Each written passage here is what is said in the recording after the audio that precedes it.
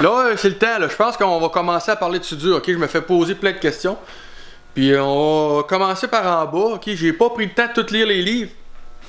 Mais, je vais vous dire ce que je sais, ok? J'ai déjà été un bon soudeur. Là, déjà 12 ans, ok? J'ai travaillé à 40 heures semaine. Puis ma spécialité, c'était au TIG. Puis du stainless.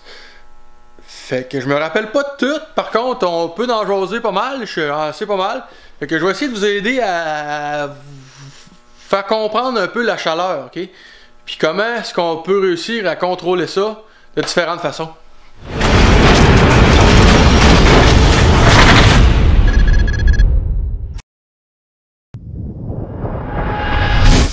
L'objectif de cette vidéo-là, c'est d'essayer de vous faire comprendre un peu comment faire contrôler votre chaleur. Fait qu'on...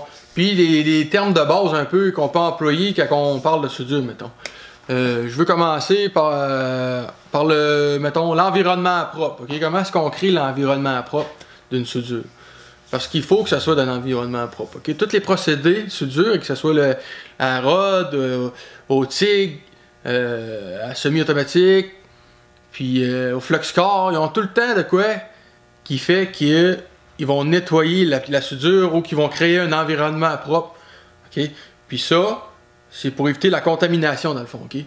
Fait qu'exemple, si mettons on va avec la rod, c'est le flux qui est autour de la rod. Okay? Ça fait que ça fond, puis ça fait une couche par-dessus la soudure, puis ça crée un environnement propre. De cette façon-là, vous êtes capable d'avoir une soudure qui est exempt de porosité, exempt de contamination, puis ça fait une fusion complète, puis ça fait une soudure finalement. Okay?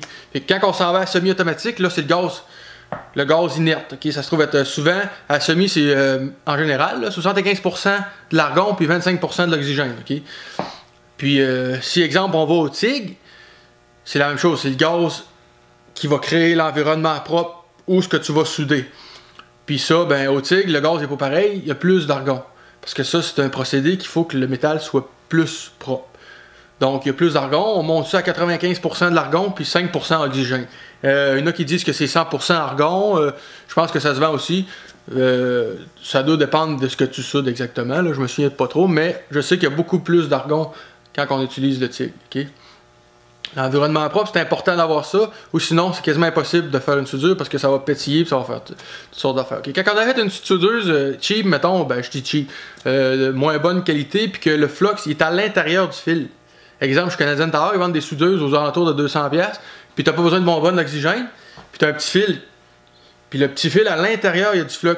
Fait que quand tu soudes, ben là, la fusion fait sortir le flux qui nettoie la soudure, puis qui réussit à créer un environnement propre. Normalement, avec ces petites soudeuses-là, là, vous commencez à souder, puis c'est de la bouette, puis à un moment donné, la chaleur monte, puis là, ça crée un environnement propre. Après ça, si, mettons, au FluxCore, c'est exactement le même principe que la petite soudeuse Canadian Tower. Là. Le flux, il est à l'intérieur du fil, ok? On a le fil, puis après, on a le gaz aussi, inerte. Parce que le FluxCore, souvent, c'est pour aller en haute température, ok? On peut même aller jusqu'à 3, je crois 3,32, ce que je me souviens, de fil, ok? Ça se trouve que le whip, là, j'appelle ça le whip, man, check ça, le whip, parce que ça fait la whip. Non, ok, la whip, là, ok, ça peut aller, là, ça, c'est vraiment, là, ok, c'est une petite soudeuse, une petite semi, là, mais le whip, il peut se rendre jusque-là, là. J'en ai déjà vu des longs de même, puis c'est gros, là, c'est gros comme ça. Puis quand tu soudes, là, tu soudes vraiment loin, pour pas te brûler les doigts. Puis ça, c'est du 3,32. Souvent, la structure d'acier, pour les bâtisses, puis tout ça, il prend ça. Parce qu'il faut qu'il fasse des grosses soudures pleines. Fait que là, le gars, il soude plus loin, là. Fait que là, t'as moins de chaleur vers toi. Par contre, là, c'est chaud au bout de ça, là, tu sais. Fait que, c'est ça. FluxCore, souvent, c'est pour aller plus haut en chaleur, ok? Plus haut en pénétration, plus haut en tout, là. C'est gros. Ok, un autre terme, la vitesse d'avance. La vitesse d'avance, c'est la vitesse à laquelle que tu vas souder. Tu t'installes, tu soudes, puis la vitesse que tu avances, c'est la vitesse d'avance. Okay, c'est assez simple pareil, mais par contre, je vais le dire souvent, okay, la vitesse d'avance, quand tu accélères ou que tu ralentis, ça influence ta soudure, c'est sûr. Ça peut être aussi en poussant ou en tirant. Okay? Il y a deux choses, en poussant ou en tirant. Ok? Ça, c'est deux façons aussi de souder. Après ça, il y a l'angle L'angle, ok? L'angle de soudure influence. Quand vous soudez, ok? Si tu soudes, exemple, plus couché, ben veut pas, ok? C'est comme... c'est facile à comprendre pareil, regarde. C'est comme il y a un angle comme ça, fait que ta soudure elle rentre de côté dans ton bain de fusion, puis dans ton métal, donc ça va souder moins profond, ok? C'est certain. Après ça, si tu lèves un peu, là, tu vas aller plus en profondeur. Ok? L'idéal, ok, qu'ils disent dans les livres, c'est 30 degrés. Ça prend 30 degrés, puis c'est le baisse. En poussant, puis en tirant. Donc, c'est important de garder la même angle tout le long de la soudure, idéalement. Ok? Là, on va rentrer dans la chaleur. Okay? Je veux qu'on essaye de comprendre. Je veux essayer de vous faire comprendre un peu la chaleur, comment ça fonctionne. Okay? Il y a beaucoup de termes okay, là-dedans, mais ça revient pas mal tout le temps à la chaleur. Okay? La conductibilité de la chaleur, la chaleur à laquelle que tu vas monter, faut que tu contrôles ta chaleur. Peu importe tout ce que tu vas souder, faut que tu contrôles ta chaleur. Okay? Tu montes trop haut en chaleur, tu fais plus de déformation, tu peux défoncer, tu peux faire plein d'affaires, ok? Tu montes pas assez haut en chaleur, là, tu n'auras pas assez de fusion, tu n'auras pas assez de pénétration dans le fond, ça va faire comme de la colle, ça fait comme un petit joint de colle sur le dessus de la soudure. C'est tout à rapport avec la chaleur, ok? Mais donc, la première affaire pour contrôler votre chaleur, c'est l'intensité de ton rhéostat. Facile. Tu le mets où ce que tu veux avoir ta chaleur, puis quand tu vas souder, tu vas être à la chaleur demandée. Sur toutes les soudeuses, il y a un petit barème, on voit le tableau, ils disent, mettons, tu soudes un 8 d'épais, tu installes ta soudeuse selon le barème. Puis souvent, le monde, ils disent que ça ne fonctionne pas. C'est pour ça que si tu veux ajuster ton poste de soudage, c'est un peu personnel à chacun. C'est ça le problème. Tout le monde pense qu'ils savent souder, puis ils suivent les histogrammes, dans le fond, le petit diagramme sur la soudeuse, puis c'est juste une idée comment ajuster ta soudeuse. Mais tout le monde est différent, ok? Par exemple, si toi tu décides de souder un petit peu plus vite, tu vas devoir mettre un petit peu plus d'intensité. Okay? Comme moi, je veux souder un petit peu plus tranquillement, par exemple, là je vais baisser mon intensité. Okay? Ça va influencer la chaleur, la vitesse d'avance. Si tu avances plus vite, tu dois mettre ta soudure plus chaude. Si tu avances moins vite, tu dois mettre ta soudure moins chaude. Okay? C'est sûr que ça prend l'idéal de tous les mondes, là, okay? Mais ça en est un facteur. La vitesse d'avance va influencer ta chaleur. Okay? Après ça, ton métal d'apport. Métal d'apport, ça se trouve être le fil. Okay? Quand tu mets plus de métal d'apport sur la soudeuse, tu vas avoir plus de fil. Veux pas, tu as plus de fil. Plus de fil, tu refroidis ton bain de fusion, tu refroidis tout. Pouf, tu perds de la chaleur, ça refroidit. Donc, tu vas te ramasser avec une soudure un petit peu plus convexe. Donc, moins de pénétration. Okay? Je sais pas si vous me suivez jusque-là, mais c'est ça. Ça a encore rapport avec la chaleur. Okay? Le métal d'apport. À la rod, mettons exemple, à la rod, là, tu commences à souder, tu vois que ça s'en vient trop chaud, tu accélères, mais là, ça s'en vient encore trop chaud, tu pousses dedans. Tu l'effoires, tu l'étouffes un peu. Puis ça, c'est pour ça que il y a des bons soudeurs, dans le fond. C'est qu'ils sont tous capables de lire ce qui se passe, puis ils compensent. OK? Le best, c'est d'être super bien ajusté puis d'être constant. La pratique fait que tu viens bon, t'as pas le choix, t'es constant, puis tu t'en rends même plus compte, tu lis plus ce que tu vois. Mais quand tu veux être un beau soudeur, il faut que tu lises la soudure, OK? Un bon soudeur, je veux dire, il faut que tu lises la soudure, puis tu comprends ce qui se passe, puis après ça, tu compenses toi-même en soudant, puis quand tu regardes ça à la fin, tout est pareil, puis t'es un king, c'est comme ça. OK? Fait que là, le métal d'apport, ça refroidit ou ça réchauffe ta soudure, OK? Fait que là, on a deux affaires. Troisième affaire, OK. Troisième affaire, c'est ce que tu soudes. Qu'est-ce que tu soudes, finalement? Si tu soudes un gros morceau de métal épais, tu vas devoir commencer plus chaud. Okay? On s'entend que là, il faut que la chaleur elle se bâtisse dans ta pièce. Donc, la pièce que tu vas souder, c'est important de contrôler ta chaleur de la pièce.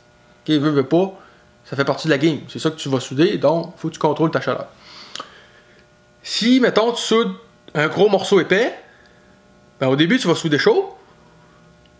Puis au fur et à mesure que tu vas continuer, là, c'est là que ça va venir trop chaud. Donc, il va falloir que tu réduises ta chaleur. Fait que la pièce influence ta chaleur, ok? Si tu soudes de la petite tôle, souvent, ce que je vais faire, moi, c'est que je soude un petit peu plus chaud, mais je fais plein d'arrêts de départ. Fait que là, je vais souder un petit peu plus chaud, mais je contrôle ma chaleur en arrêtant de souder, en fait. Ok? Fait que je fais plus d'arrêts de départ, mais je suis capable d'avoir une soudure chaude. Ok?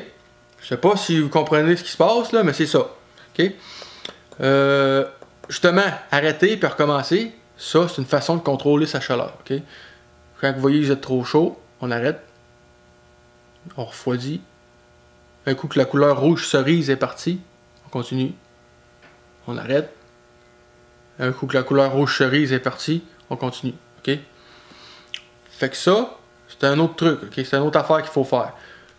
Bon, maintenant, la question qui tue. Tu peux-tu m'aider à régler mon poste de soudage ou ma soudeuse? Ok? Non, je peux pas vraiment t'aider. Ce que je veux, ce qu'il faut, c'est que tu comprennes comment que ça fonctionne. Ok? Il n'y a pas de recette parfaite. Par contre, j'ai une couple de petites questions peut-être qui peuvent aider à comprendre un peu. Exemple, si j'utilise un fil à souder plus petit, du 0.25 mm, est-ce que je peux utiliser la même chaleur? Non. Okay? Le fil est plus petit, donc ça va prendre moins de chaleur. Quand tu fais du body, exemple, le plupart du monde qui regarde la chaîne, je pense que vous faites pas mal de body. Il faut utiliser un fil plus petit possible. Okay? Moi, ce que j'ai ici, c'est du 25 mm. Ça me surprendrait pas qu'il y aurait plus petit que ça. Non, ce que j'ai ici, c'est du 30 mm, ok? Mais ça me surprendrait pas qu'il y aurait plus petit que ça. Je suis pas sûr de ce que j'avance, mais ça me surprendrait pas.